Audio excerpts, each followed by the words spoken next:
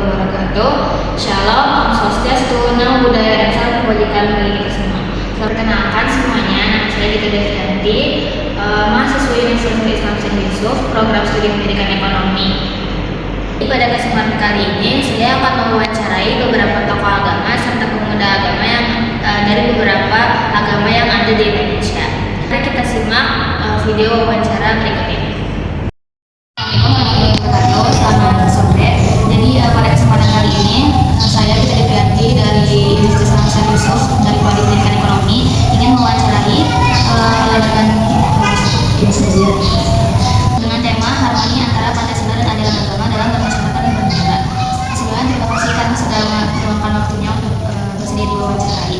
Langsung aja ke pertanyaan. Kita tahu bahwa Pancasila itu khususnya sila pertama menjamin kebebasan beragama di Indonesia. Nah, bagaimana pandangan Ibu mengenai hubungan antara Pancasila dan agama dalam membangun harmoni di tengah masyarakat yang menjunjung? Terima kasih juga atas kesempatan adik kita yang memberikan kesempatan kepada saya untuk diwawancara. Saya akan menjelaskan sedikit apa yang disampaikan tadi oleh adik kita tentang Pancasila dan agama. Kita ketahui bahwa Pancasila dan agama itu memiliki hubungan timbal balik yang kuat dan saling menguatkan dalam menjaga kerukunan masyarakat yang majemuk. Kita tahu bahwa Pancasila juga mengakui pentingnya agama, sedangkan ajaran agama dapat mengapresiasikan nilai-nilai Pancasila. Jadi Pancasila itu sebagai landasan hukum dan pedoman hidup kita dalam bernegara, sedangkan agama memberikan pedoman moral dan etika di dalam masyarakat. Seperti itu. Terima kasih. Pertanyaan kedua, menurut Ibu kalau ada teman yang punya keyakinan berbeda, itu gimana cara kita biar bisa menghargai tanpa harus menyinggung keyakinan dari masing-masing? Baiklah, untuk pertanyaan yang kedua, bagaimana cara kita menghargai teman kita yang berbeda agama? Menurut saya salah satunya yaitu tidak mengganggu ibadah mereka. Terus yang kedua, menghormati simbol dan aturan agama. Kemudian yang ketiga, tidak menjadikan agama sebagai bahan candaan, di mana sekarang itu apalagi sedang tren yang namanya TikTok ya. Itu kan sekarang kalau saya lihat di TikTok itu banyak sekali lah konten-konten yang kadang dijadikan bahan candaan. Nah, terutama agama ini jangan sampai dijadikan bahan candaan untuk tidak menyinggung perasaan teman kita yang berbeda agama. Mungkin yang poin pentingnya itu yang sekarang itu yang paling penting yaitu tidak menjadikan agama sebagai bahan candaan, kemudian menolong sesama teman walaupun beda agama tanpa memperhatikan agama dia, terus saling membantu ya, seperti itu. Ya, baik. Pertanyaan terakhir dari Ibu sendiri, ada saran atau mungkin buat anak muda di zaman sekarang biar bisa lebih aktif mungkin di kegiatan yang bisa mempertemukan teman-teman yang berbagai agama biar makin akrab dan mempererat? Ya, di sini saya ada 3 poin ya. Yang pertama yaitu mengadakan kegiatan bakti sosial, contohnya gotong royong, membersihkan lingkungan dan lingkungan kita atau di lingkungan yang lebih besar lagi, misalnya di suatu kota, di taman kota seperti itu. Terus mengadakan donasi barang-barang yang bekas biasanya ya, tapi masih layak pakai, itu kan mungkin bisa dilakukan kegiatan seperti itu. Yang kedua, penggalangan dana bisa untuk penggalangan dana untuk kegiatan sosial ataupun penggalangan dana untuk membantu warga yang tidak mampu seperti itu. Yang ketiga, aksi lingkungan, misalnya contohnya misalkan menanam pohon, misalkan di jalan-jalan kan apalagi dengan cuaca sekarang yang begitu panas gitu ya. Jadi salah satu kegiatannya yaitu menanam pohon di pinggir-pinggir jalan kayak seperti itu. Terus kemudian membersihkan sungai atau pantai. Kita tahu kan kadang apalagi sungai di sekitar kita juga banyak sekali sampah-sampah seperti itu ya. Itu bisa mungkin salah satu kegiatan yang bisa dilakukan oleh teman-teman yang tanpa membedakan agama di antara mereka. Kayak seperti itu ya. Oke, mungkin sekian wawancara kali ini. Kalau misalnya ada kurang kata atau salah kata, mohon maaf. Sekian dari saya. Assalamualaikum warahmatullahi wabarakatuh. Baik, selamat malam. Perkenalkan, saya Gita Devianti, mahasiswa dari Universitas Islam Syekh Yusuf, jurusan Pendidikan Ekonomi. Pada kesempatan ini, saya akan melakukan wawancara untuk tugas mata kuliah Pendidikan Pancasila dengan tema Harmoni Pancasila dan Agama dalam Kehidupan Bermasyarakat dan Bernegara. Sebelumnya, bisa memperkenalkan diri terlebih dahulu dengan siapa? Oke, baik semuanya, perkenalkan, selamat malam juga. Nama saya Samantha Gloria dari Universitas Tanjung Pura, jurusan Prodi Kedokteran, Agama Katolik. Oke, baik. Pertanyaan pertama, bagaimana pandangan kamu tentang hubungan antara nilai-nilai agama dan nilai-nilai yang terkandung dalam Pancasila? Pandangan saya terhadap nilai yang terkandung dari agama sama Pancasila, hubungannya apa? Yang jelas, Pancasila kan sila pertamanya aja udah bahas tentang ketuhanan yang Maha Esa. Itu tuh kayak secara jelas menggambarkan kalau emang Indonesia ini negara yang beragama gitu loh. Kayak kita nih berpatokan pada agama sebagai nilai pertama. Makanya pasti semua peraturan yang ada gitu kan, kayak undang-undang dasar, UU juga gitu kan, dan peraturan lainnya pasti dibuat berdasarkan apa ya, dengan menyesuaikan norma-norma agama yang ada gitu kan. Misalnya semua agama pasti bilang tidak boleh membunuh, tidak boleh mencuri dan segala macam gitu kan. Di Islam gitu, di Katolik gitu, mungkin di agama lain juga gitu. Nah, itu tuh ya itu juga yang sama halnya dengan peraturan di negara dan didukung oleh Pancasila. Jadi kayak sebenarnya berkesinambungan aja sih gitu. Oke, pertanyaan yang kedua. Menurut Samantha, apa tantangan terbesar dalam mewujudkan harmoni antara agama dan Pancasila di masyarakat saat ini? Jadi tantangannya maksudnya dalam dua konteks apa gimana nih? Oke. Tantangan dalam mewujudkannya ya, mewujudkan keharmonian gitu kan. Berarti kan kayak sebuah situasi yang damai gitu kan garis besarnya. Nah, yang pasti itu karena kan kita tahu meskipun sebenarnya kita semua tahu lah sebagai manusia yang sosial, punya akal sehat dan lain-lain, kita tuh mesti bersikap toleransi.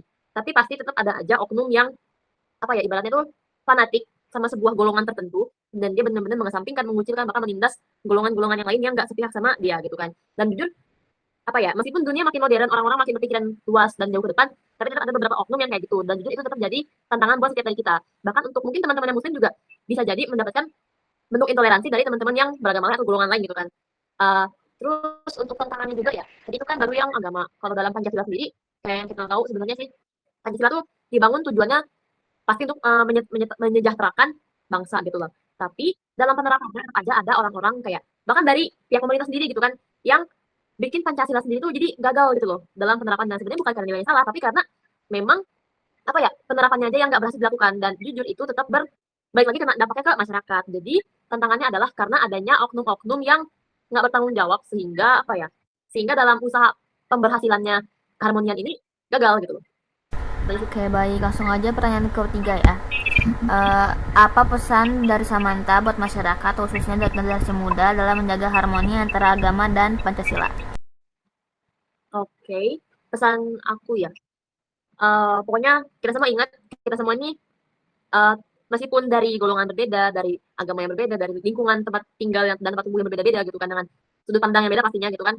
Meskipun kita banyak bedanya, tapi pada akhirnya kita tetap satu juga. Kenapa? Karena kita orang Indonesia. Kita tinggal di negara yang sama, di bumi yang sama, spesies kita sama. Pasti kebutuhan kita nggak beda jauh dan kita sebagai manusia secara hakikatnya pasti mencarinya apa? Kedamaian, kesejahteraan, semua yang baik gitu loh. Jadi apa ya? Tolong lah sebisa mungkin kita ini mengusahakan supaya antara satu dan yang lain sama-sama enak gitu loh. Jadi kayak sebagai umat beragama kita hargain teman-teman yang beragama lain gitu kan. Terus sebagai masyarakat juga kita terapkan nilai-nilai Pancasila yang sehari-hari. Jangan sampai kita mengganggu kenyamanan masyarakat gitu kan. Karena kita kan hidup berdampingan. Kita kan hidup gak cuma buat diri kita juga kan. Pasti ada orang samping kita yang secara nggak langsung ikut terdampak dari kelakuan kita juga. Jadi makanya kita juga mesti pikir-pikir hati-hati kalau kita mau bertindak gitu kan. Oh ini kira-kira merugikan mereka enggak? Oh kira-kira yang ini bakal nyakitin mereka enggak gitu. Jadi untuk mencapai keharmonian sesuai tema, ya tadi kita masih sadar diri gitu loh. Kayak oh mereka butuh aku butuh mereka. Jadi ayo kita sama-sama membantu gitu sih. Oke, baik. Terima kasih sebelumnya sudah meluangkan waktunya untuk diwawancarai oleh saya. Mungkin sekian wawancara dari saya. Kurang lebihnya mohon maaf. Selamat malam. Sama-sama.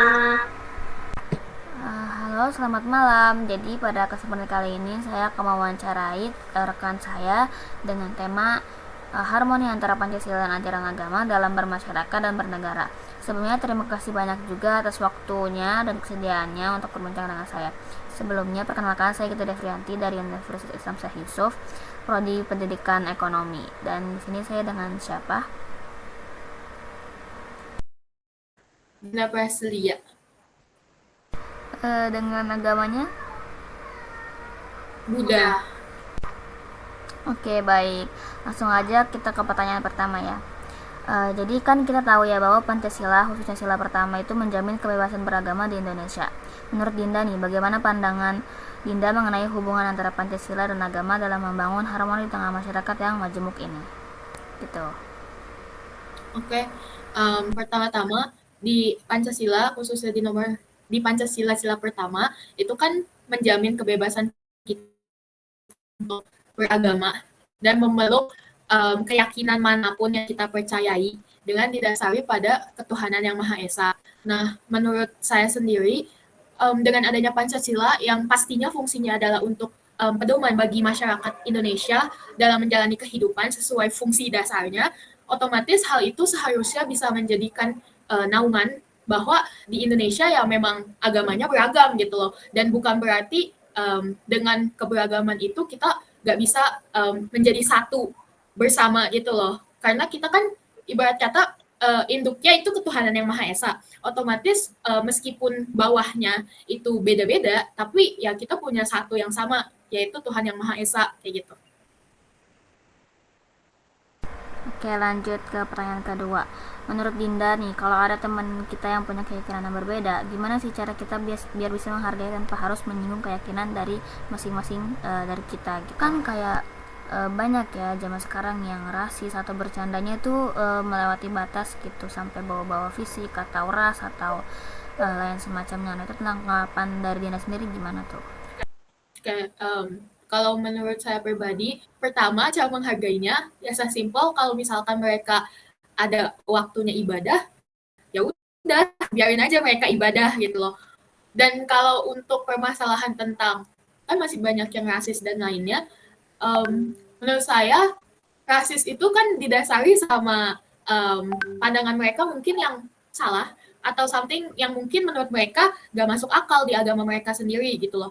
Jadi cara untuk kita menghargai agama lain, penganut agama lain tanpa kita mencela dan lainnya, kalau misalkan memang ada satu pandangan, satu ajaran, satu prinsip yang agama lain anut, misalkan kayak contohnya aja kalau di Muslim kan nggak boleh makan babi gitu kan. Nah di Kristen ada aja kan, maksudnya kayak kadang yang rasis itu ada kejadiannya kayak gitu kan. Cuma cara menjaga supaya tetap menghargai sesama ya terima aja pada mereka bahwa mereka menganut kepercayaan nggak boleh makan babi gitu loh. Nggak usah kita ujuk-ujuk kayak tapi di gua kan nggak ada salahnya bla bla bla segala macam gitu. Itu pendapat pribadi mereka, pendapat agama mereka. Kalau memang kita nggak percaya dengan hal tersebut ya udah tinggal nggak usah ikutin apa yang mereka lakuin aja, sesimpel itu gitu loh, karena mereka kepercayaan mereka, hal yang mereka lakuin akan menjadi tanggung jawab mereka gitu, nggak ada hubungannya, nggak ada merugikan kita gitu sebagai penganut agama lainnya tuh. Oke, mungkin kalau di Muslim tuh kayak untukmu agamamu dan untukku agamaku gitu ya. Betul. Nah, oke, dari Dinda sendiri ada saran nggak nih buat anak muda di zaman sekarang mungkin biar bisa lebih aktif bikin kegiatan yang bisa mempertemukan kita teman-teman dari berbagai agama, jadi biar makin akrab dan mempererat hubungan antara agama gitu. Oke. Pertama-tama kegiatan yang lintas agama atau kayak ketemu banyak agama itu kan kayak naruh ini kegiatan lintas agama gitu. Sekalipun ada yang berbau-bau agama, mereka akan langsung kasih tahu bahwasannya ini untuk agama perayaannya kayak gitu kan.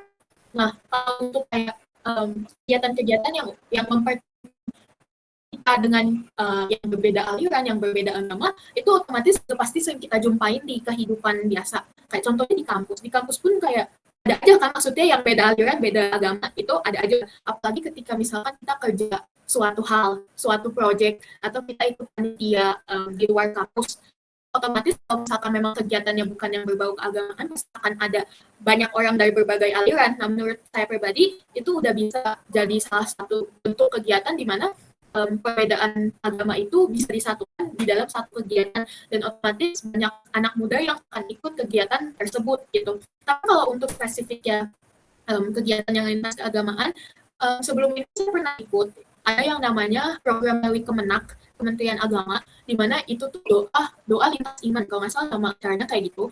Nah itu tuh doa untuk kita yang lagi demo besar-besaran itu yang untuk rakyat. Nah itu tuh bukan banyak memang di doanya.